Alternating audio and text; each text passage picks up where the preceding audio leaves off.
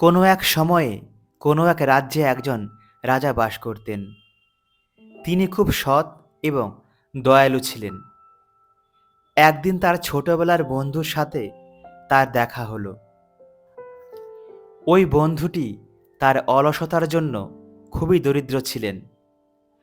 ওই মানুষটির কোনো কাজ ছিল না, কোনো অর্থও ছিল না, আর কেউই তাকে সম্মান করত না।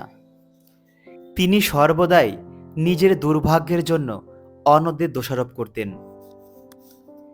এটি দেখার পর ওই রাজা খুবই দুঃখিত হন এবং তিনি তার দুঃখের কথা জানতে চাইলেন।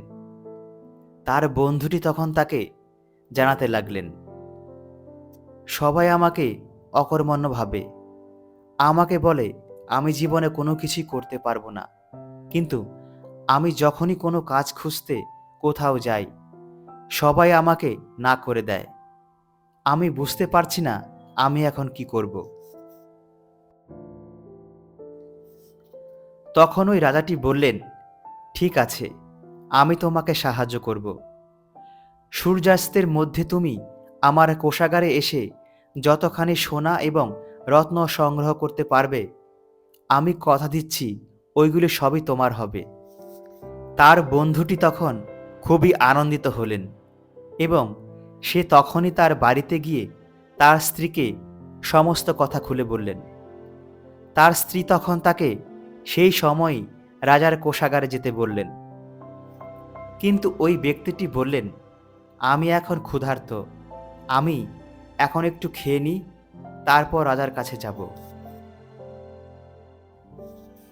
তিনি ধীরে ধীরে খাওয়া সমাপ্ত করার পর নিদ্রা অনুভব করলেন এবং মনে মনে একটু ঘুমিয়ে নেওয়ার জন্য স্থির করলেন এবং তারপর তিনি 2 ঘন্টা ধরে ঘুমালেন।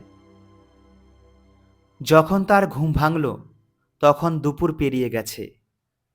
তিনি তখন রাজার কোষাগারের দিকে যাত্রা শুরু করলেন।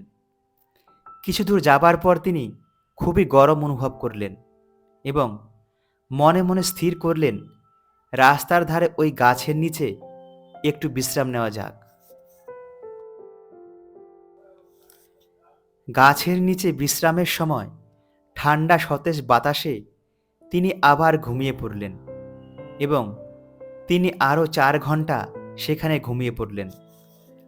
যখন তার ঘুম ভাঙল, তখন প্রায় সূর্যাস্ত হতে চলেছে।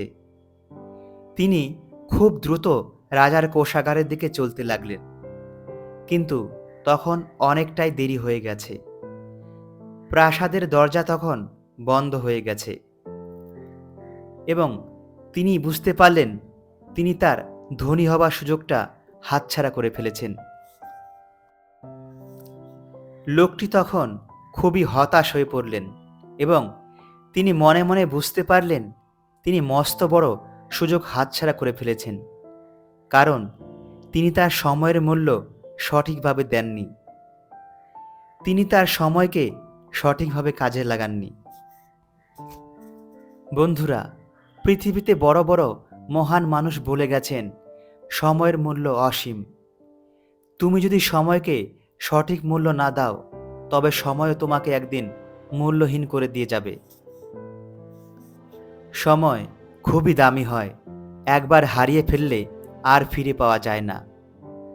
খামখেয়ালিপনা বা অলসতা আমাদের অনেক মূল্যবান সুযোগকে হাতছাড়া করে দেয় এবং যার ফলে আমরা অনেক আফসোস করি।